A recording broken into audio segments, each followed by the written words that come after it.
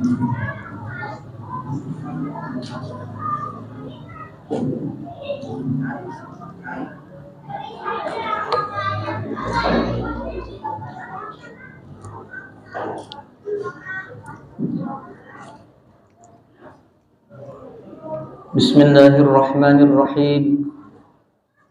Assalamualaikum warahmatullahi wabarakatuh.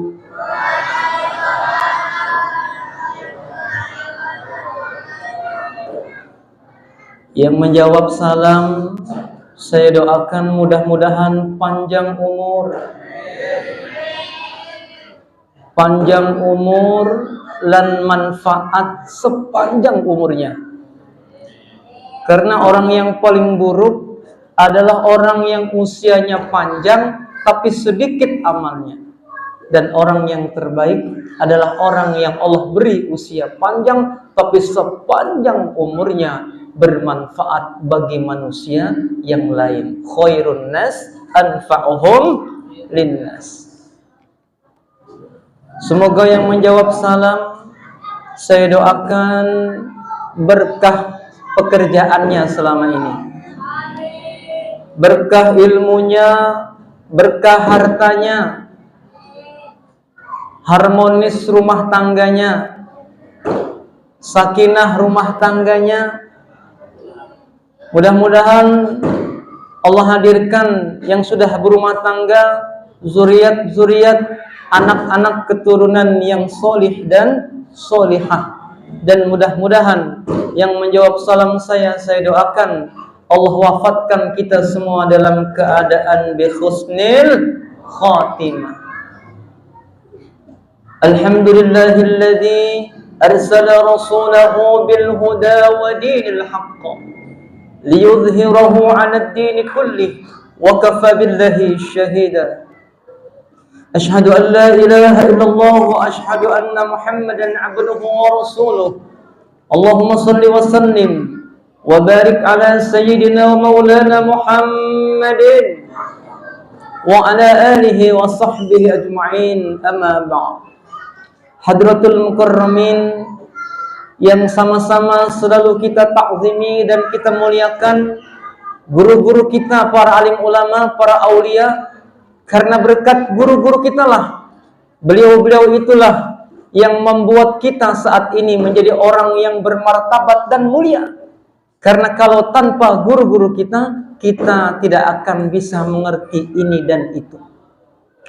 Sekalipun nanti para alim ulama, para mubalighah, para da'i-da'iyah menyampaikan syarahan, kajian, mau'idah hasanah, ceramah-ceramah tentang maulid, semua sudah ada dalam riwayat yang dinukil, yang ditulis oleh guru-guru kita pada kitab-kitab yang selama ini disajikan oleh guru-guru kita yang mengisi kajian-kajian di masjid-masjid dan musola-musola dan majelis taklim. Bukan karya mereka, bukan karya saya. Saya hanya menyampaikan ilmu apa yang guru-guru kita semua, para aulia, para masyaikh yang telah wafat mendahului kita.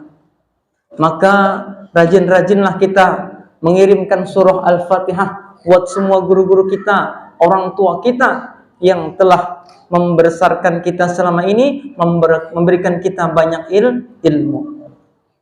Hadirin yang kedua, Sadatunal A'idah Al-Mukarram wal-Muhtaram yang saya hormati, para alim ulama yang hadir, para haji, para asatid, tokoh agama, para pamong, bapak-bapak, ibu-ibu, remaja, anak-anak yang mungkin saat ini di hadapan saya banyak yang belum memayis. Wabil khusus kepada ketua DKM, bil khusus lagi kepada ketua pelaksana acara Maulid Nabi yang kita selenggarakan pada malam hari ini, dan seluruh yang terkait kepanitiaan yang telah bersama-sama mengorbankan harta, jiwa, waktunya untuk mensukseskan acara baginda Maulid Nabi Muhammad SAW pada malam hari ini. Dalam satu riwayat itu dikatakan bahwa satu ketika paman Nabi yang bernama Abu Lahab. Bapak Ibu kenal yang namanya Abu Lahab? Kenal? Wah, kalau kenal semua berguru sama orang itu ya. Abu Lahab itu temannya Abu Jahal dan Abu Gosok. Ya. Abu Lahab itu paman kandung Nabi, tapi musuh Allah. Dalam satu riwayat, beliau satu ketika menjelang fajar terbit, melihat langit berubah menjadi putih seperti bulan purnama, tetapi seluruh langitnya berwarna putih, padahal mau menjelang fajar. Sehingga Abu Lahab kaget. Beliau memanggil budak namanya Suwaibah. Ya Suwaibah, ta'al surah. Cepat kamu ke sini. Coba kamu lihat. Aku melihat sinar itu berasal dari rumahnya Aminah. Siapa Aminah? Ibunda baginda Nabi Muhammad sallallahu alaihi wasallam. Di atas rumah beliau itulah muncul cahaya putih, terang, sejuk, tenang malam itu. Maka penasaran yang namanya Abu Lahab memanggil budaknya, coba kamu cek di rumahnya Aminah, ada apa di sana itu? Kok gak pernah-pernahnya sepanjang hidupku melihat fenomena ini? Aku penasaran, aku gengsi mau ngelihat ke sana.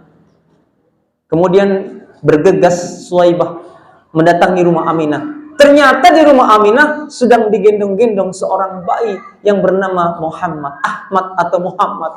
Rupanya dari pancaran wajah Nabi Muhammad inilah sinar itu muncul menyinari ke atas rumah, memantul ke atas langit, menyinari seluruh alam. Bersuka cita semua orang menggendong melihatnya tersenyum. Muhammad Rasulullah telah lahir ke alam dunia ini. 571 Masehi 12 Rabiul Awal, hari Senin. Kemudian Suwaibah kembali ke rumahnya. Ya Abu Lahab, kata Abu Lahab, akhbirni, cepat beritahu kabar, ada apa di sana? Ternyata di sana Muhammad keponakanmu telah lahir. Apa yang dikatakan oleh Abu Lahab yang termasuk musuh Allah, paman kandung Nabi. Alhamdulillah, Muhammad keponakanku telah lahir laki-laki dengan selamat. Seandainya lahir perempuan pasti akan aku bunuh. Senang hatinya karena lahir laki-laki. Siapa yang bersinar-sinar itu? Ternyata sinar itu muncul dari keponakanmu. Maka dalam riwayat ketika Abu Lahab ini wafat, jatuh pada hari Rabu, Kamis, Jumat, Sabtu, Minggu disiksa habis-habisan. Tetapi ketika hari Senin Allah perintahkan, ya malaikat Zabaniyah, angkat yang namanya Abu Lahab itu, kasih dia diskon, jangan disiksa dulu, ringankan siksanya seringan-ringannya. Ada apa wahai Allah? Karena waktu hari Senin hatinya senang karena kekasihku Muhammad telah lahir, hatinya ikut senang. Apalagi ibu-ibu tiap hari baca sholawat karena cinta kepada Nabi. Julusu sa'atin indal ulama man ahabba ilayya khairun min alfi sanatin. Julusu sa'atin, asal katanya jalasa, siapa saja orang yang dari rumah niat datang ke majelis ilmu, apalagi ke majelis maulid, ingin ketemu sama ulama. Kalau ketemu Nabi nggak mungkin, Nabi udah wafat. Ya, para anbiya nggak mungkin, tabiin nggak mungkin, atba'ut tabiin, atba'ut udah keberapa? Saya udah keberapa generasi? Tapi insya Allah Nabi menyebut al ulama warasatul anbiya. Ilmunya para alim ulama inilah ilmuwan Nabi dibawa oleh para alim ulama dan murid-muridnya. Ya, termasuk saya ini murid-muridnya. Jadi mudah-mudahan yang belajar ngaji dengan saya mudah-mudahan sama. Itu menunjukkan mahabbahnya. Apalagi ngaji tahsin mah duduknya 2 jam, kadang lebih. Siapa yang duduk sesaat di majelis, niat dari rumah datang sampai sini, duduknya di belakang, di pojok, kemudian tidur, ngorok, ngiler, itu khairun. Kata ulama semua sepakat. Jangankan melotot kayak gini, duduknya saja nyender. Ini jauh nyendernya ya. Kemudian ada kipas angin, kemudian tertidur sampai ngorok, itu khairun, itu lebih baik, khairun min alfisanatin, daripada bapak-bapak dan ibu-ibu melakukan sholat sunat 1000 rakaat. Tuh gedenya pahala ngaji. Pantas Allah dalam hadis qudsi mengatakan, wa innama lam nukhlaq illa li talabil ilmi. Aku menciptakan kamu itu cuma satu aja. Wa ma khalaqtul jinna wal insa illa liya'budun, hanya untuk menyembah kepadaku. Lah nyembahnya gimana kalau enggak fa'alaihi bil ilmi, kalau enggak dengan ilmu? Emang sholat jengking-jengking doang? Ya enggak. Sholat kalau fa'alaihi bil ilmi, ngerti rukun fi'li, ngerti rukun qaulinya, ngerti syarat sah sholat, itu pasti akan memunculkan hikmah yang besar dalam kehidupannya. Kenapa? Kata para alim ulama, kalau hidup kita banyak muskilat-muskilat yang datang, pasti penyebabnya karena sholat jamaahnya tidak rapi untuk yang laki-laki. Kalau bapak-bapak sudah dengar hadis ini, sudah ngaji lama, tahu kata Nabi pesannya as-salatu ma'al jamaah ya ummati. Aku pingin, senang sekali perasaan Nabi Muhammad SAW ketika melihat umatnya yang laki-laki sholatnya berjamaah. Jadi bapak-bapak yang ada di sini, besok kalau sholatnya di rumah, besok pakai kerudung aja ke masjidnya, jangan pakai peci, pakai sarung, ya. Besok pakai jilbab, nanti pakai mukena warna pink sholatnya, di rumah sholatnya, ya. Sholatnya di masjid, ya. Bapak-bapak kalau punya masalah, periksa sholatnya. Oh, saya sholat Ustadz. Iya, sholat subuhnya jam berapa? Saya nanya dulu. Ya, kalau sholat subuhnya rapi, sholat zuhurnya rapi, asar, maghrib, isya berjamaah, insya Allah muskilat mah tetap ada. Nggak ada orang yang nggak punya masalah. Tapi Allah berperan langsung mau membantu, menolong, orang-orang yang as-salatu ma'al jamaah. Beda dengan orang-orang yang nggak sholat. Ya, hadirin jamaah maulid rahimakumullah.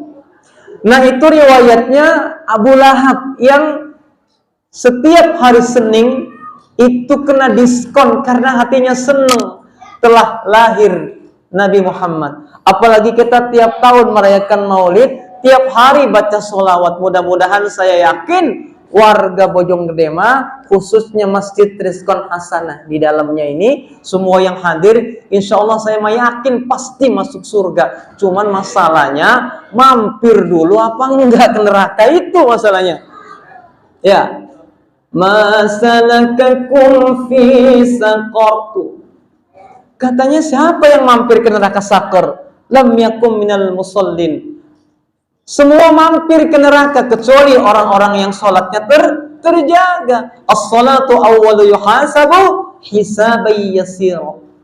Allah nggak nanya yang lain-lain ketika nanti kita wafat kecuali as-salat. Ya, mudah-mudahan nomor 1 pesan Nabi, rapihin sholat. Saya bacakan dulu kisah singkat baginda Nabi SAW. Ya, mulai dari mana nih? Dari Abdullah, ya. Ibu-ibu sering qasidahan nggak? Ibu-ibu di belakang ini? Enggak. Ya Allah, hari gini. Ya Bu ya. Kalau TikTok sering TikTok? Sering ya. Udah. Kalau nyanyi paham syairnya paham? Coba kita bareng-bareng. Abdullah nama ayahnya, Aminah ibundanya. Terus Talib kakeknya, Abu Talib pamannya, Khadijah istri setia, Fatimah putri tercinta, semua bernasab mulia, dari Quraisy ternama. Inilah kisah sang Rasul yang penuh suka duka, yang penuh suka duka. Kayaknya ibu-ibu sama bapak-bapak nggak jawab, yang jawab anak-anaknya, ya. Berarti yang lebih paham sejarah ini anak-anaknya karena ngaji di TPA. Kemudian apa lagi? 2 bulan di kandungan wafat ayah handanya. 2 bulan di kandungan wafat ayahanda Nabi. Berarti yatim sebelum Nabi dilahirkan. 6 tahun Nabi terlahir, wafat ibundanya. Selang 2 tahun, 8 tahun umur beliau, wafat kakeknya. Sehingga Nabi diasuh, dirawat, digembleng oleh pamannya yang bernama Abu Thalib. Usia 8, 10 sampai 12 tahun menginjak masa remaja. Dari kecil ketika beliau yatim piatu, Nabi digembleng pamannya ikut menggembala, gembala kambing, gembala domba. Supaya Nabi bisa mencontohkan umatnya bahwa kalaupun kita terlahir sebagai seorang yatim, kita bisa banyak berbuat untuk agama Allah. Dari kecil mandiri Nabi. Menggembala saat kecil, remaja, Nabi sudah menjadi saudagar. Ikut Nabi, ikut pamannya dagang ke Sam, ke Suriah. Suatu ketika, waktu baru 12 tahun, ini nggak biasa-biasanya Nabi itu narik-narikin bajunya Abu Thalib pamannya, mau ikut dagang. Padahal masih 12 tahun. Sebelumnya nggak pernah, karena anaknya Abu Thalib itu banyak. Anaknya Abu Thalib waktu jadwal makan, Nabi makannya terakhir. Nanti kalau udah makan semua anak-anaknya Abu Thalib, baru Nabi makan. Nabi dari kecil punya akhlak. Nabi nggak bakal makan kecuali semua anak-anaknya Abu Thalib udah makan. Nabi nyumput dulu menyendiri, menahan rasa laparnya. Nanti kalau ada sisa makanan dari anaknya Abu Thalib, anak-anaknya belum sudah makan semua, sudah kenyang, Nabi baru makan sisa makanannya.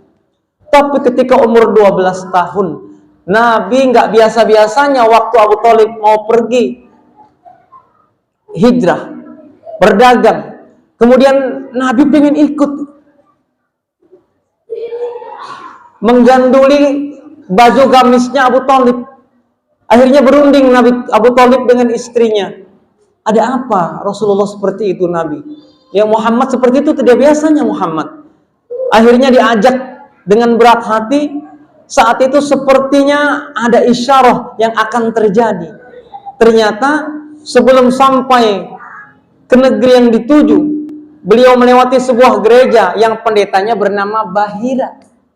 Bahira ini dalam kitabnya Yahudi Nasrani udah tahu ciri-ciri Nabi terakhir itu udah tahu. Karena semua Nabi-Nabi Allah yang 25 itu ada tandanya. Di dada sebelah kanan itu ada gumpalan berwarna kemerah-merahan dan ada bulunya lebat, berarti itu Nabi Allah. Itu tandanya.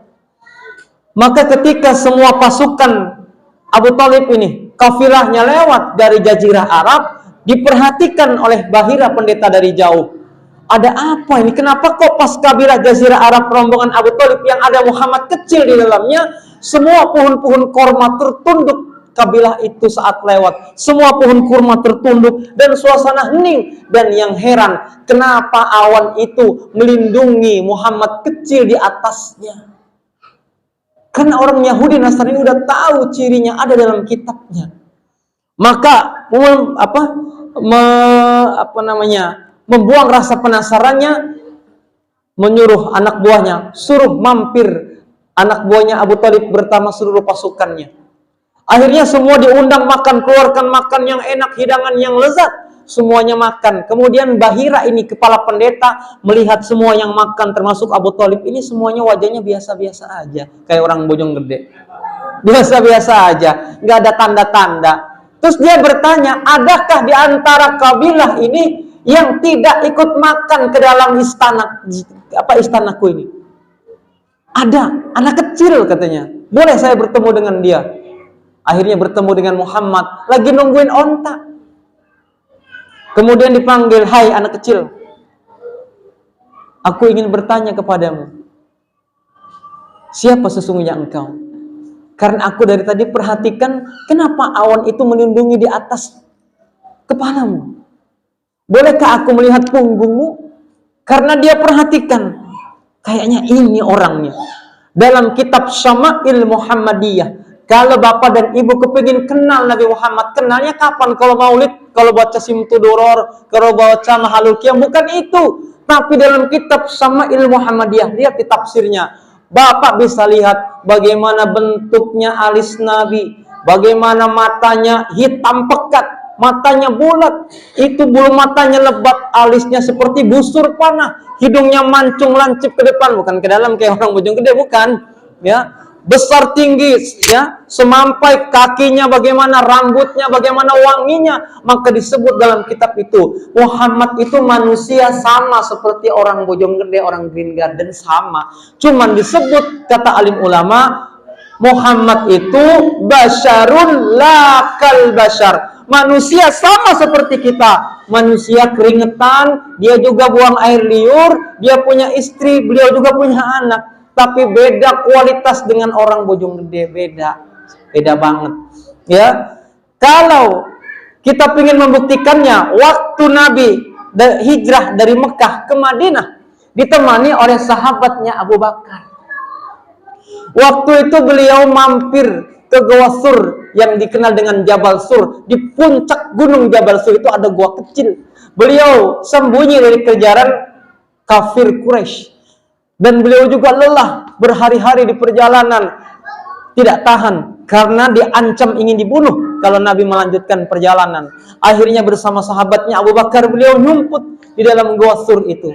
Tetapi karena Abu Bakar ini berjalan bersama mendampingi Rasulullah, maka Abu Bakar memasuki gua yang kecil itu lebih dulu. Banyak sawang, semak belukar. Kemudian beliau bersihkan semua dengan tangan yang nggak ada sapu, nggak ada pel, nggak ada soklin, nggak ada. Pakai tangannya dibersihkan untuk baginda Nabi bisa istirahat di dalam gua itu. Ketika Nabi masih menunggu Abu Bakar membersihkan gua itu, di dalamnya kemudian Abu Bakar mengalami gigitan kalajengking. Bukan kalajengking Bojong Gede, tapi kalajengking Arab, ya. Kalajengking Arab sekali ngegigit langsung biru bengkak. Mungkin bahasanya itu memar apa bagaimana, ya. Kira-kira begitu, tapi ditahan sama Abu Bakar. Setelah bersih, Abu Bakar menyembunyikan tangan sebelah kanannya. Wahai Nabi, silahkan Nabi istirahat. Ketika di dalam suasana hening, cuman berdua Abu Bakar sama Nabi. Kemudian Nabi melihat Abu Bakar kok meringis-meringis dari tadi. Ditanya, ya Abu Bakar, apakah engkau takut menemani aku? Tidak. Apakah kamu lapar? Tidak. Kenapa kamu meringis-meringis? Kemudian dia menyembunyikan terus tangannya. Lalu kenapa tangannya kamu sembunyikan di belakang? Coba perlihatkan tanganmu. Ternyata tangannya bengkak, merah, sudah ngelopek, itu membiru. Itu kalau Nabi tidak mengobatinya, mungkin Abu Bakar meninggal saat itu.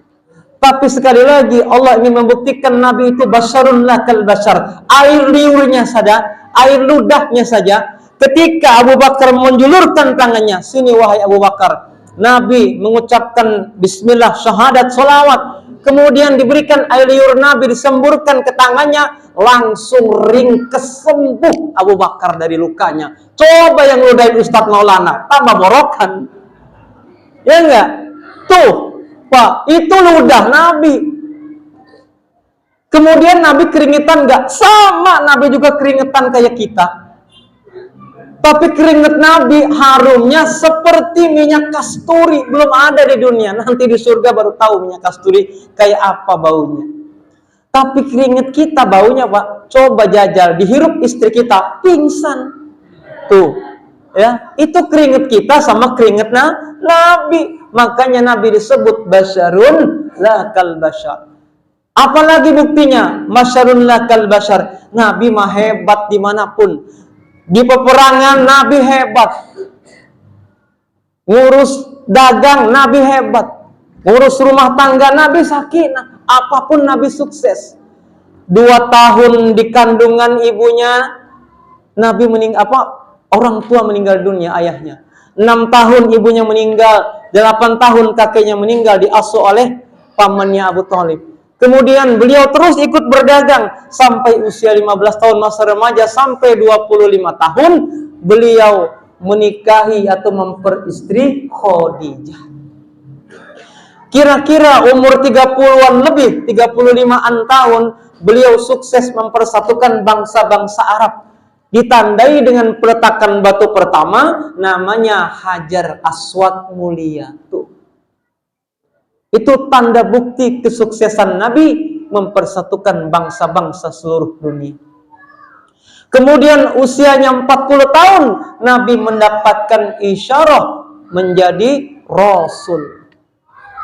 Usia 40, turun wahyu Al-Quran selama 13 tahun berangsur-angsur. 43 sampai 55, Nabi sudah mulai menua. 13 tahun Nabi mendengarkan wahyu dari malaikat Jibril. Dari mulai Iqra terus sampai terakhir Al-Maidah, wahyu yang terakhir. Maka ketika 53 tahun sampai 63, 10 tahun terakhir, Nabi habis-habisan untuk membangun peradaban, bagaimana meninggalkan asarnya, bagaimana ketika Nabi nanti wafat, beliau berpesan kepada seluruh sahabat-sahabat dan umat-umatnya, pengikutnya di kala itu. Kemudian tanda-tanda kematian telah terlihat ketika Nabi melaksanakan haji wada, haji yang terakhir.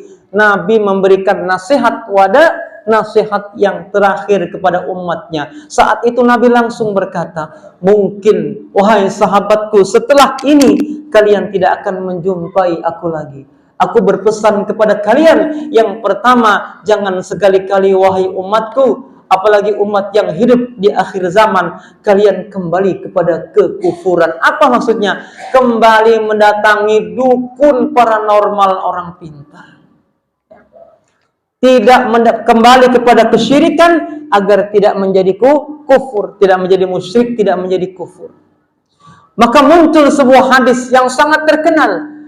La tattakhidna sunanal ladzina min qablihim shibran bi shibrin zira'an bi zira'in hatta law dakhalu min dhuhri dabbin lataba'tumuh. Faman, kata Nabi, nanti ketika kalian hidup di akhir zaman, latattabi'una sunanal ladzina min qablihim shibran bi shibrin zira'an bi zira'in, sedikit demi sedikit, sejengkal demi sejengkal, semeter demi semeter, se-RT demi se-RT, sekampung demi sekampung, seprovinsi demi seprovinsi, semuanya akan bersama-sama mengikuti pola dan tingkah laku orang-orang barat. Kalau makan maunya makanan seperti orang barat, kalau nyanyinya lagu barat yang dia nggak ngerti, yang denger pun nggak tahu tuh. Makan gayanya seperti orang barat, pada berdiri, pakai baju seperti orang barat, ya, kehidupannya seperti orang barat. Itu di akhir zaman ada, ya. Kemudian ada sahabat bertanya, sedikit demi sedikit pasti nanti nih, sebentar lagi bulan Desember, pasti banyak umat Islam yang tadinya datang ke pengajian pasti ada di pantai-pantai merayakan tahun baru. Tuh, kata Nabi, sahabat Nabi, ya Rasulullah, akhbirni, siapa mereka itu? Faman, kata Nabi, siapa lagi kalau bukan orang Bojonggede? Tuh, kata Nabi begitu. Siapa lagi kalau bukan umatku akhir zaman? Tuh, Nabi begitu ngomong. Itu kayaknya Nabi mah ngomongnya dulu, tapi sekarang terjadi. Ini benar apa benar nih Nabi ngomong? Benar ya? Kira-kira yang suka taklim, saya juga sebelum begini beberapa kali pernah juga datang ke pantai tahun baru, Pak, pengalaman. Ya, tapi itu masa lalu, Pak. Yang lalu biarlah berlalu.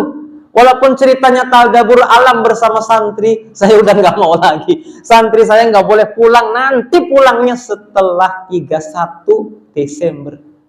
1 Januari boleh pulang. Kenapa? Kalau saya lepas sebelum tahun baru, dilarang-larang di pondok juga. Pasti kalau bapak ibunya ngajakin healing ke puncak atau ke pantai, pasti anak-anaknya pada ikut tuh. Maka biar bapak ibunya biarin. Kalau mau ke pondok nggak apa-apa, nginep, sediain hotel di pondok, ya. Gitu. Jadi pulangnya 1 Januari, mengantisipasi kemaksiatan yang terjadi di malam itu. Ya. Ini mudah-mudahan Desember ini dari jiran Bojonggede, khususnya di Green Garden, gak ada lagi nih yang ke pantai, ke puncak. Ya ngapain? Ya, jangan ikut-ikutan itu. Namanya Ahmad Musadek, nama aslinya Sayuti, tukang cukur profesinya. Ditanya sama polisi, dapat wahyu di mana? Di Bogor. dapat wahyu kok di Bogor. Orang di Bogor mah dapat talas, bukan dapat wahyu. Ditangkap polisi. Ya, kata Nabi zamannya udah edan. Setelah Nabi ya diangkat menjadi Rasul usia 40 tahun, itu penutup para anbiya. Nggak ada lagi Nabi setelah itu. Maka kalau ada ngaku-ngaku Nabi lagi, nggak ada. Kemudian Ustadz saya punggungnya ini ada warna merah-merah. Bukan, itu mah encok ya. Bukan tanda kenabian, bukan. Nabi palsu itu pasti. Ya, laporin polsek pasti ditangkap kalau ngaku Nabi. Ya, kira-kira gitu Pak. Ya. Nah, itu sekelumit tentang kisah Rasulullah. Sampai usia 53 sampai 63, terakhir sebelum meninggal dunia, beliau melakukan haji wada, menasehati para sahabat, kemudian para kabilahnya. Kemudian 2 minggu sebelum Nabi wafat, Nabi jatuh sakit, sehingga Nabi berjalan sholat subuh sampai jatuh bangun. Nabi terseok-seok jalan untuk mengimam sholat subuh, nggak kuat, maka menyuruh Abu Bakar untuk menjadi imam sholat subuh. Nabi menjadi makmum saja, saking Nabi nggak mau meninggalkan jamaah supaya menjadi contoh terhadap umatnya. Sampai Nabi mau wafat pun nggak bisa jalan, Nabi ngesot-ngesot, berdiri lagi, meper di tembok jalan, karena nggak jauh lurusannya Masjid Nabawi itu, yang sekarang makam Nabi ada di situ. Maka ketika beliau sampai pada usianya, disaksikan oleh Aisyah dan disaksikan oleh Fatimah, terjadi komunikasi yang diriwayatkan oleh Aisyah. Waktu itu Nabi sedang menggigil, Jibril udah mau datang. Kemudian Nabi tahu kalau kedatangan malaikat Jibril itu sudah ada di depan pintunya. Kemudian Jibril berkata, "Ana qad ji'tu," aku sudah datang. Nabi tahu mau dijemput. Kemudian dia menyuruh Fatimah, "Tolong bukakan pintu." "Siapa ya?" "Ada tamunya." Begitu dilihat, nggak ada. "Ya, nggak ada tamu." Kata Nabi, tamunya sudah masuk ke dalam. Nggak kelihatan. Kalau ngelihat Jibril pasti pingsan, itu putri Nabi namanya Fatimah. Kemudian setelah itu Jibril melihat wajah Nabi, membisikkan, bertanya, "Wahai Nabi Allah, hari ini aku diutus untuk menjemput engkau. Tapi Allah memberikan satu permintaan. Tanyakan kepada Muhammad, apakah mau diperpanjang usianya untuk berlama-lama lagi tinggal di dunia?" Kemudian Nabi menjawab, "Laksanakan perintahmu jika Allah sudah menghendaki. Qul innal mautal ladzi ukila bikum thumma ila rabbikum turja'un." Detik-detik Rasulullah wafat inilah yang menjadi pembahasan para alim ulama. Bagaimana dari masa lahir, bagaimana kemudian kecil, remaja, dewasa, kemudian apa karya-karya Nabi yang telah sukses Nabi lakukan sampai akhir hayatnya. Kemudian saat itu Jibril berkata, "Baik wahai Rasulullah." Yang mengeksekusi Nabi itu bukan langsung malaikat Jibril, bukan malaikat Israel, ya, tetapi rombongan malak. Itu jamaknya banyak malaikatnya. Karena dari ujung kaki sampai dengkul itu sesi pertama pengambilan ruh. Kita semua pun akan sama. Bagaimana Aisyah dan Fatimah menyaksikan ayahandanya berkeringat, bergetar, pucat. Apalagi ketika sudah dari dengkul ke pusar ke dada, itu sudah istaghfir ma lam yughargir. Di situ Nabi resah gelisah menunggu jawaban. "Wahai Israel, apakah engkau telah pertanyakan kepada Allah bagaimana nasib umatku? Aku tidak akan rela sebelum aku mendapatkan jawaban pasti dari umat-umatku." Kemudian Allah bolak-balik, karena Nabi bertanya, bagaimana umatku yang melakukan dosa, dosanya banyak, apakah nanti kalau setahun lagi dia bertobat, umatku itu akan diampuni? Kemudian bertanya kepada Allah, pasti Allah ampuni. Tapi Nabi berpikir, setahun mah kelamaan. Ya.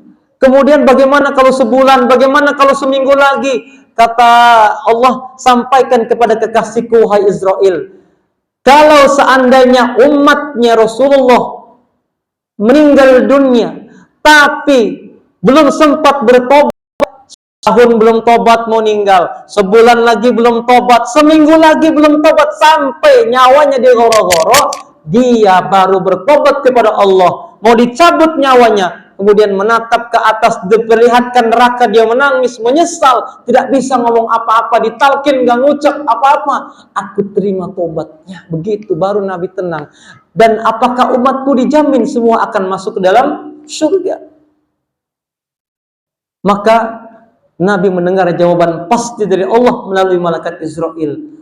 Allah berkata, umatmu semua pasti akan dimasukkan ke dalam surga bersama engkau wahai Muhammad. Kullu ummati dakhalal jannah illa man aba. 73 golongan, ya, semua akan masuk ke dalam surga illa man aba. Kecuali yang mana? Kecuali yang enggak mau. Yang mau masuk surga semua.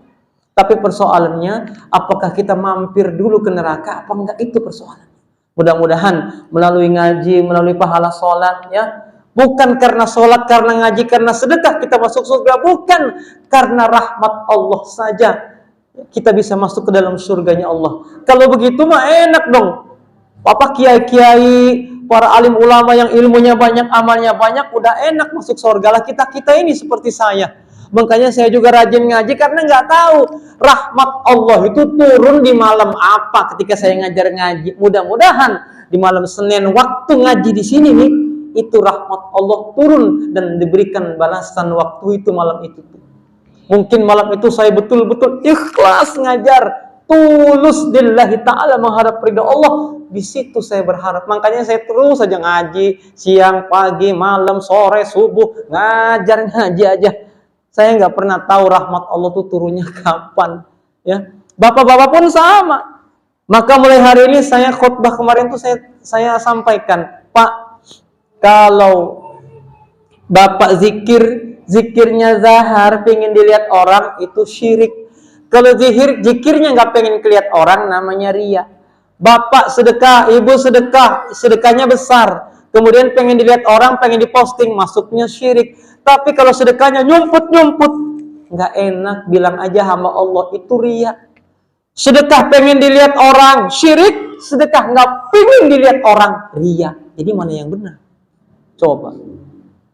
Sedekah mah sedekah aja, mau banyak, mau sedikit, mau zikir zahar, zikir sir, sholat di depan, sholat di belakang, baca Quran sedikit, baca Quran panjang, yang penting niatnya semua, membuang semua kepalsuan, karena postingan, karena nggak enak sama gurunya, karena nggak enak sama ini, karena itu, karena ini, karena itu, membuang semua kepalsuan.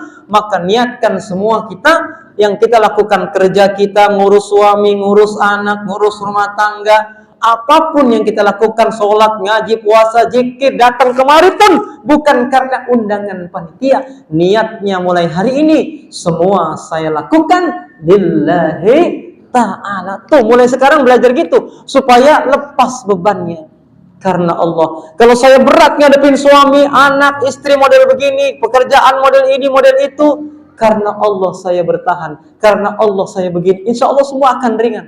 Ya, jadi bukan karena siapa-siapa lagi. Bapak Ibu hadirin yang dirahmati Allah.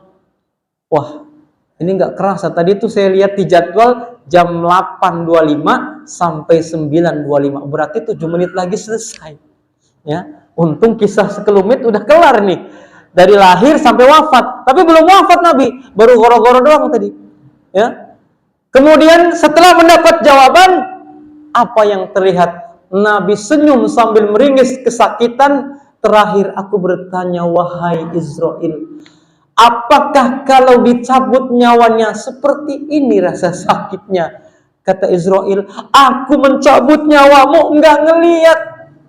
Memalingkan wajahnya Israel itu Muhammad, karena meringis-meringis. Israel itu enggak mau ngelihat Nabi, melengos begitu tuh, aduh pelan-pelan banget, seperti mencabut rambut di dalam tepung. Itu kayak mana, Bu? Emang ada tenaganya? Ya Allah, lembut banget, pelan banget.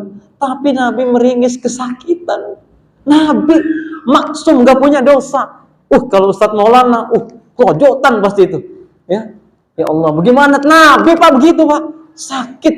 Maka Nabi, kenapa? Karena rasa sakit yang diderita oleh umatnya ini sudah ditimpakan semua oleh Allah kepada Nabi, maka Nabi merasakan sakit. Itu penyebabnya. Bukan karena Nabi nggak punya dosa aja kesakitan, bukan. Tapi karena dosa-dosa umatnya Nabi tanggung semua. Tinggal 1% saja sakitnya dicabut nyawa yang akan dirasakan oleh umat Rasulullah. Paham Pak? Paham Tum? Understand? Ya. Jadi Nabi nggak punya dosa, Nabi nggak punya dosa sakit, bukan begitu. Tapi Nabi itu merasakan sakit karena itu permintaan beliau. Allah kabulkan, baik kalau begitu. Rasa sakitnya dicabut nyawa, seluruh umat Rasulullah akan aku timpakan saat ini. Tuh makanya Nabi meringis. Nabi sayang nggak Pak sama kita Pak? Ya Allah. Maka jangan khianati maulid ini Pak. Kalau cinta Allah, cinta Rasul, ati Allah, ati Rasul, as-salatu ma'al jamaah. Ini pesan pertama. Karena Nabi meninggalkan hadis yang sangat masyhur, khairukum man ta'allamal Qur'ana wa 'allama.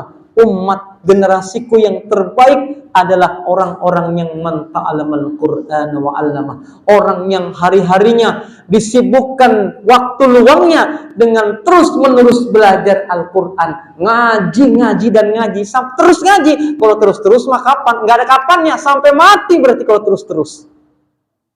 Ya, jadi mudah-mudahan wasilah kita semua ya melihat sejarah sirah nabawiyah dengan perayaan maulid dikisahkan oleh guru-guru kita bagaimana sayangnya Nabi sama kita, maka jadilah kita orang yang khairukum man ta'allamal Qur'an, orang yang cinta belajar Al-Qur'an. Enggak mesti tua muda, enggak. Justru kalau masa tua usia lansia kayak Pak Salim itu ya, itu udah susah banget nyebut huruf shin, nyebut huruf kho, ya, nyebut huruf so, ya, karena giginya bukan udah manual apa metik namanya itu ya, kalau giginya udah pada nggak ada, ya, udah metik ya, udah metik giginya pada ngeblong gitu, metik susah, shin nggak bisa. Saya ngaji di Keradenan, tobat Pak, udah 66 tahun baru mau belajar ngaji Pak. Saya ngajarin Al-Fatihah cuman kuat 1 minggu doang. Orang Sunda asli. Kemudian saya bilang, Pak, saya udah pelan-pelan. Sirotol ladina. Apa katanya? Sitolol. Sirotol, Pak. Sitolol. Ustadz ditolol-tololin baru ini seumur hidup. Ya Allah, Pak. Ya udah Pak, jangan sitolol aja Pak. Langsung aja Pak. Sirotol ladina. Sitolol tadina, tuh begitu terus.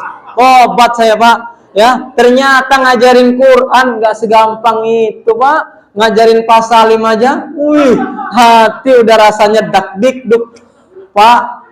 Sirotol, sok Pak, sok mulutnya maju, sok bukan.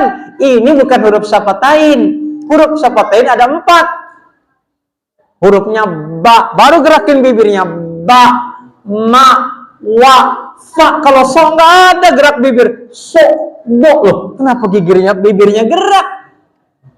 Ya, nah inilah pentingnya belajar. Tuh, ya huruf syafatain cuma 4, jangan ditambah-tambahin. Ya, alhamdulillah Pak, ngaji udah setahun lebih nih kita ya. Istiqomah terutama beliau nih, Pak Komsin, komandannya nih, ya Pak Eko nih, ya. Pak Ustadz Endang, pokoknya inilah semua rata-rata saya lihat wajah-wajah yang istiqomah nih ya. Mudah-mudahan rezekinya Allah tambahin habis ini ya, habis maulid. Orang kalau apa-apa nggak pernah istiqomah nggak akan berbuah. Saya katakan orang yang istiqomah ibadahnya, wirid apa aja istiqomah pasti ada karomah, muncul karomahnya. Ya. Masing-masing itu akan punya karisma. Makanya Kiai Khos itu punya karakter, punya karisma. Karena amalannya nggak bisa ketiru, Pak. Jam 2 malam udah mandi basah. Kemudian datang ke masjid, keliling, bangunin santrinya. Kemudian baru beliau tahajud. Tiap hari begitu kelakuannya. Tidurnya kapan? Nanti ketika beliau sekolah, anak-anak santri habis ngaji, sholat duha, jam 9, setengah 9 beliau tidur, bangun jam 11. Karena tidur terbaik, tidur khairullah. Itu kerjaan para kiai. Hari-hari nggak pernah marah, dilaporin Pak Kiai, motornya diambil orang. Alhamdulillah, Pak. Ngomongnya begitu. Kiai itu baru bener tuh. Ya, watak kiai itu begitu. Jadi ada kalau Ada kiai ceramah, membuli, menghina, ngomongin, menjelekin satu firqah ini itu bukan watak kiai. Kata siapa? Kiai Mustafa Bisri bilang begitu. Kalau kiai mah nggak perlu pakai dalil banyak-banyak, karena dalilnya bukan di otak dan di lisannya lagi. Kenapa? Sudah masuk merasuk ke dalam hatinya dan seluruh perbuatannya sudah merupakan sunnah daripada ilmunya. Tuh nggak marah, ngomongnya terjaga, matanya terjaga. Tapi kiai model begitu sudah jarang kita temui. Tapi masih ada di antara beberapa. Ya, mudah-mudahan Allah pertemukan kita dengan guru-guru yang sanadnya bersambung kepada Rasulullah. Sehingga kalau kita punya guru yang sanadnya nyambung kepada Rasulullah, ilmunya terjaga sampai mati. Kalau imam pakai lagu yang nggak punya sanad, itu pasti kedengaran ke telinga aneh. Ya, Iyyaka na'budu wa iyyaka nasta'in, menang-menang orang Sunda. Itu pasti viral itu. Tapi viral pembulian. Tapi kalau imamnya pakai lagu Bayati, lagu Nahawan, itu pasti ditanya, itu yang imam siapa ya? Bismillahirrahmanirrahim. Wih, gagah banget tuh. Alhamdulillahi Rabbil Alamin. Sholat tarawih lagi. Masih muda. Wih, kayaknya mah bujangan itu. Ya. Pasti diambil mantu sama orang bujang gede. Ya. Tapi kalau imamnya seperti tadi, aduh ya. Mudah-mudahan ini yang belajar ngaji, ini perlu generasi penerus nih. Ya Pak, saya senang nih kalau malam Senin, walaupun yang ngaji bertahan sekitar 8 sampai 10 orang ya, kadang lebih, kadang enggak. Awalnya memang banyak begitu, di mana-mana sunnahnya begitu Pak. Ngaji memang begitu, tuan rumahnya memang enggak ngaji, tapi yang dari mana-mana ngaji. Ya. Dukun pun begitu sama. Kiai punya pondok nih, seandainya di sini ada pondok nih, saya yakin pasti orang sini yang mondoknya dikit.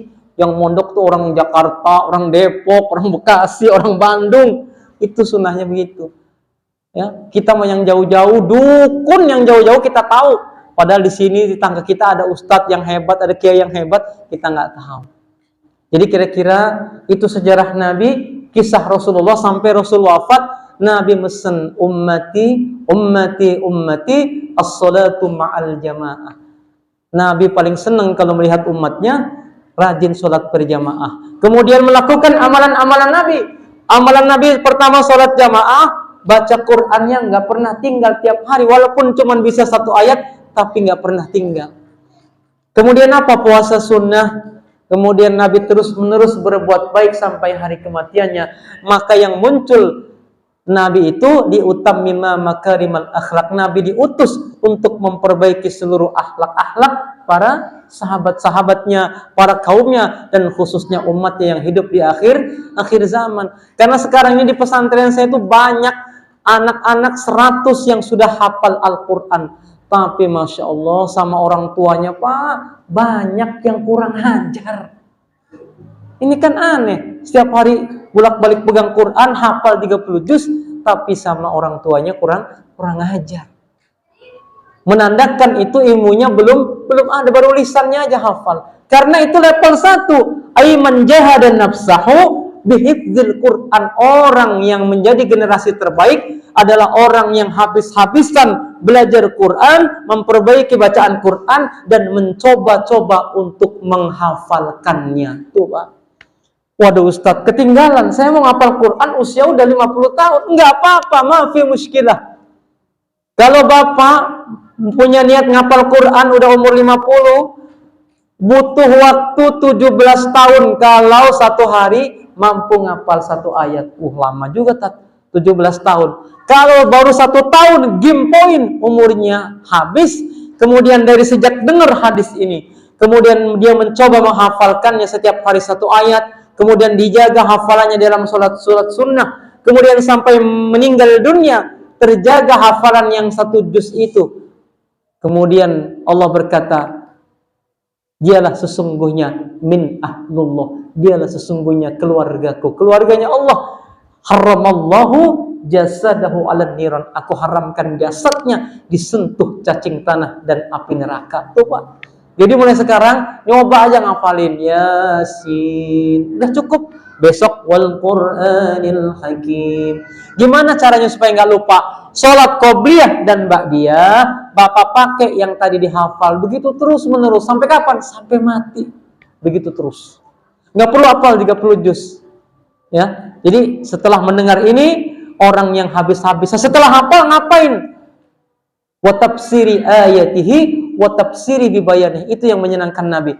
Mempelajari bagaimana tafsirnya, maknanya apa yang kita hafal. Kemudian bagaimana asbab nuzulnya ini ayat. Setelah itu apa? Summa yu'allimu ghairahu wa mujmalahu wa mufassalahu. Mana ayat-ayat mujmal, mana ayat-ayat yang mufassal, mana ayat-ayat muhkamat, mana ayat kauniyah, kita belum paham.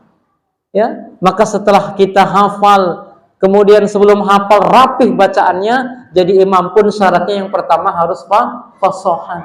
Yang paling fasih itu paling berhak jadi imam. Yang kedua yang paling banyak hafalannya itu yang paling berhak jadi imam.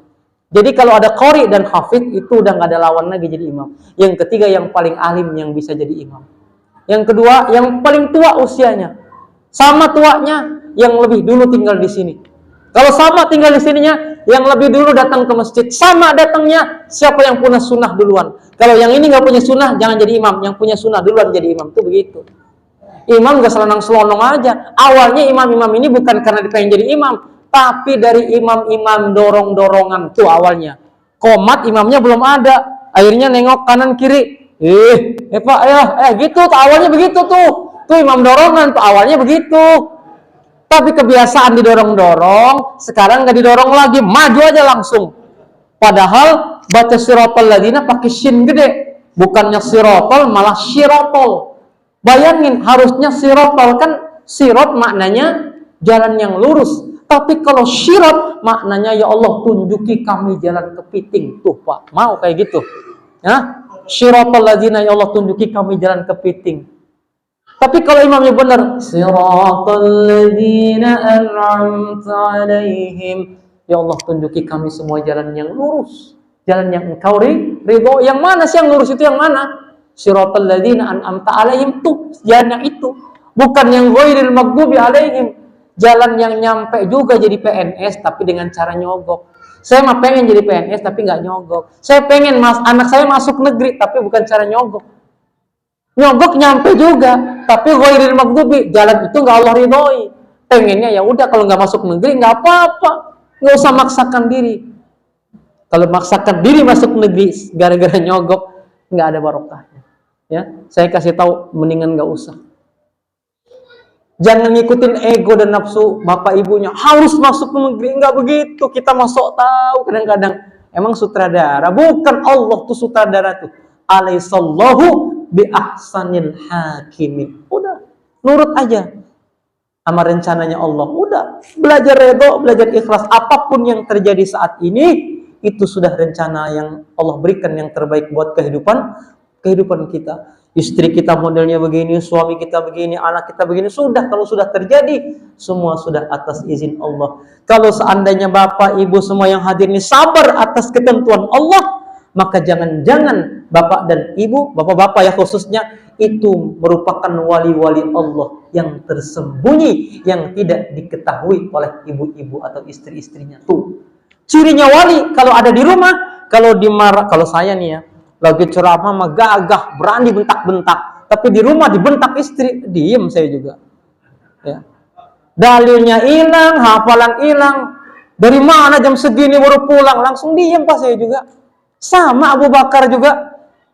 Umar bin Khattab juga begitu Pak. Umar bin Khattab kalau di luar, jangankan orang, macan ompong aja dijewer sama dia.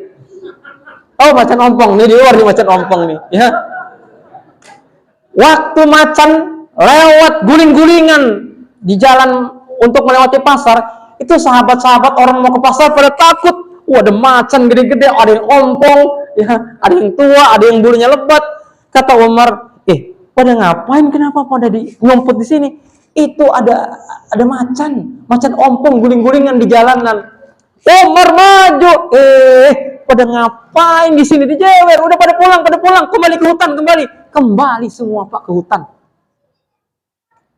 Sampai rumah dimarahin istri, diem aja. Umar. Tapi Nabi enggak Pak.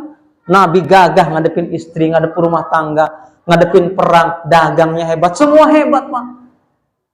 Ini sebelum ditutup, saya terakhir nih.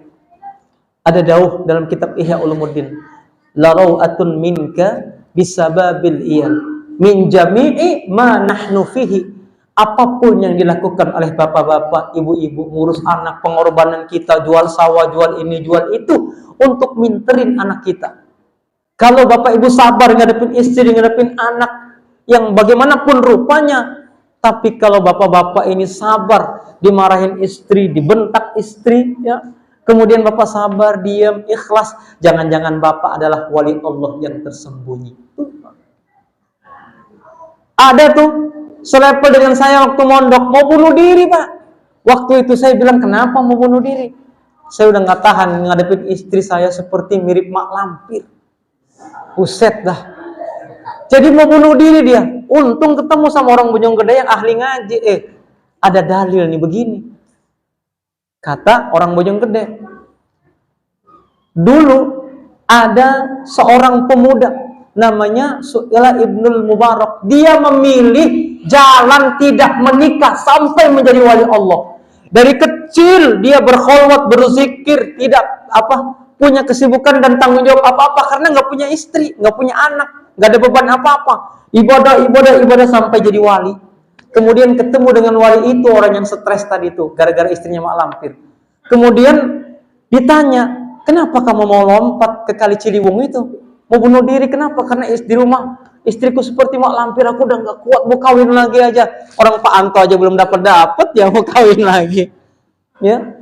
Kemudian ketahuilah wahai orang yang mau bunuh diri, kalau kamu melihat aku takjub, enak ya seperti engkau Ibrahim bin Adham menjadi wali. Ketahuilah wahai orang yang mau bunuh diri, aku menjadi wali ini karena aku tidak punya beban, gak punya istri, dan di rumah aku gak punya malampir seperti kamu.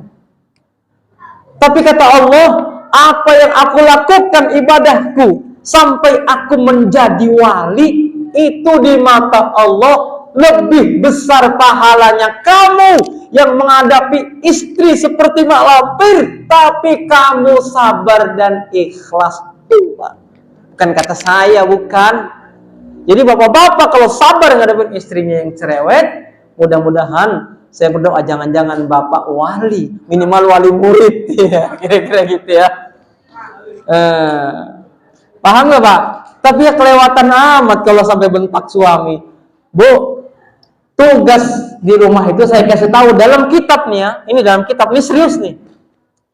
Tugas nyuci piring, ngepel, nyetrika, itu bukan tugas istri.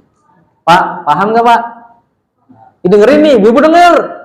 Mulai hari ini, nggak usah lagi ibu beres-beres rumah, nyuci piring, nyetrika, ngepel, itu bukan tugas istri. Oh pak, paham pak? Tugas istri cuma satu, apa? Taat kepada suami. Kalau suruh ngepel, ya ngepel. Kalau suruh nyuci, ya nyuci. Tuh, adil nggak Allah? Adil lah. Ini diinget-inget nih.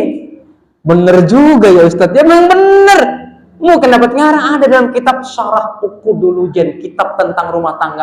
Bapak ibu yang nikah dulu belum sempat ngaji kitab Syarah Uqudul-Lujan, panggil Ustadz. Ustadz, saya khusus ngaji kitab Syarah Uqudul-Lujan, bagaimana berumah tangga supaya bisa harmonis, sakinah, mawaddah dan warahmah. Tuh, ngaji kitab itu. Kan kita mah rumah tangga semaunya.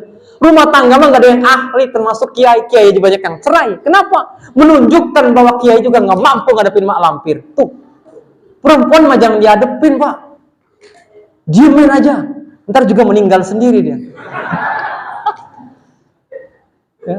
Saya udah janji dalam diri saya pak, bener pak. Ya. Istri saya tuh gak akan saya kubur kalau belum mati itu pak, bener. Saya udah sumpah itu. Ya. Saya gak akan ngubur istri saya itu kalau belum mati mah, ya kira-kira gitu pak. Tapi apa kata Allah? Innallaha litalibil ilmi birizki. Orang yang punya istri cerewet, yang punya istri mirip-mirip mak lampir mah, rezekinya beda sama yang punya istri solehah tuh. Dulu waktu saya belum nikah pak, istri saya bilang begini, Saya pengen punya suami qori yang hafiz, yang bisa baca kitab. Ternyata udah nikah, nggak laku semua itu. Dusta, ternyata perempuan ini mendustai ini saat menikah. Waktu istri saya bilang begini, Bi, kayaknya pengen punya mobil Innova deh. Saya bilang, Dek, dengarkan suaraku yang indah ini. Nggak mau dia, ngambek. Ternyata nggak mempan suara indah. Kemudian suatu ketika dia minta lagi, Bi, aku pengen makan di puncak, nginep di resto itu enak loh, villa ini. Saya bilang, Dek, amalkan surat Waqiah pagi dan sore hari. Malah ngambek gitu, ditutupin pintu saya, nggak boleh tidur di kamar. Tuh Pak, perempuan. Ternyata hafiz Quran nggak mempan, qori nggak mempan. Saya bacain kitab malah tambah parah. Jadi obatnya apa? Maafi fulus bidunil manfus. Tuh ngadepin perempuan. Ternyata kalau istri saya marah, langsung saya keluarin dompet, langsung saya tempelin di jidatnya. Udahlah Dek, jangan marah-marah orang. Nah baru tuh. Habisnya dari tadi nungguin, udah langsung melemah dia. Kemudian saya bisikin, udah besok kita pergi makan di CCM-nya. Udah tuh diem, nanti ditambahin emasnya. Langsung diservis habis-habisan. Tuh perempuan Pak. Makanya kiai banyak yang, ternyata suami kiai juga nggak menjamin ya. Semua orang rumah tangga itu belajarnya sampai mati Pak. Kenapa? Karena banyak orang rumah tangga ya yang masuk surga gara-gara sabar ngadepin suami, sabar ngadepin istri, sabar ngurusin anak. Tuh Pak. Jadi apapun yang terjadi, jangan banyak alasan mau kawin lagi, nggak usah.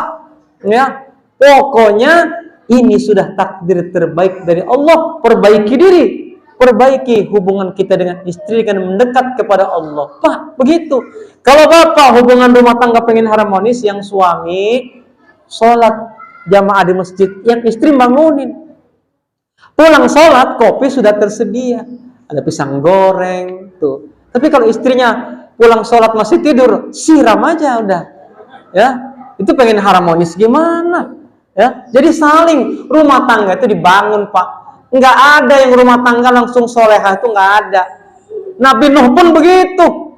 Istrinya, waduh, itu malampir asli tuh istri Nabi Nuh.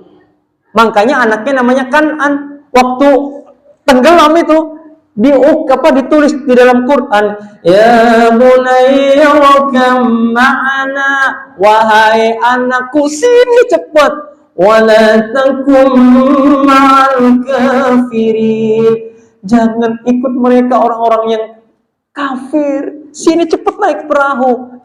Anaknya jawab gara-gara dididik sama ibu yang model mak lampir. Qala sa'awi ila jabal. Enggak, aku mau naik di atas gunung. Nanti kalau naik ke atas gunung yang tinggi, aku akan selamat dari banjir itu. Tuh, itu ajaran mak lampir. Kalau kata orang sekarang mah, aku mau naik kereta KRL aja, nggak mau ikut Nabi Nuh. Tuh begitu Pak. Ya. Maka kita menjadi umat Rasulullah ini sampai umat-umat yang lain iri. Ummati ummatun marhumatun. Umat yang paling mendapat rahmat terbesar dari Allah adalah umat Rasulullah, umat Muhammad. Umat Muhammad, usia Nabi paling sedikit 63 tahun. Nabi Nuh usianya 950 tahun. Tapi pengikutnya cuma sedikit. Dulu Pak, ini terakhir. Waktu Nabi Nuh mau bikin kapal, tahu ada isyarah akan datang banjir besar setinggi gunung, akan hancur dulu rantai itu kampung. Karena udah terlalu kurang ajar sama Nabi Nuh. Akhirnya Nabi Nuh dapat isyarah, Nuh, bikinlah sebuah kapal di atas gunung. Kata umatnya Nabi Nuh, Nabi Nuh itu sudah gila ya, mau bikin kapal kok di atas gunung, nanti nurudinya gimana? Ada juga orang bikin perahu di pinggir laut, ya kan? Jadi tinggal dorong doang. Ini di atas gunung. Jadi dibilangin Nabi Nuh gila, Nabi Nuh gila, Nabi Nuh gila. Itu seluruh kampung umatnya terdengar Nabi Nuh sudah gila bikin kapal di atas gunung. Ayo orang kampung rame-rame semua kita naik ke kapal Nabi Nuh, kita berakin kapalnya, kencingin kapalnya Nabi Nuh. Akhirnya apa? Nabi Nuh kapalnya udah jadi, isinya kotoran-kotoran umatnya semua, kencingnya, kotorannya semua di situ. Yang buta, yang pengkor, yang bedok, yang kurapan, semua yang panuan pada pengen ngencingin kapal Nabi Nuh. Tapi apa? Setelah banjir datang, ada yang ketinggalan seorang yang buta matanya. Buta matanya, Pak. Begitu-begitu, Pak. Masya Allah. Saking hatinya jahat dan durhaka kepada Nabi Allah, Nabi Nuh alaihissalam. Kemudian sudah sampai di atas kapal orang buta ini. Karena buta, megang ke tepian kapal, dia nggak bisa. Akhirnya nyemplung ke dalam kapal Nabi Nuh. Ketelan yang namanya kotoran. Kemudian dia megang kotoran orang-orang umatnya Nabi Nuh. Kemudian kotorannya itu diucek-ucek di matanya begini. Kemudian tiba-tiba matanya melek atas izin Allah. Mataku bisa melihat. Dia laporan lagi, turun lagi dari gunung itu. Hei, kumpul semua, kumpul. Nabi Nuh itu sakti. Kalau kalian yang kurap, yang pengkor, yang gak punya anak, segala macam, yang mandul, naik ke kapal Nabi Nuh.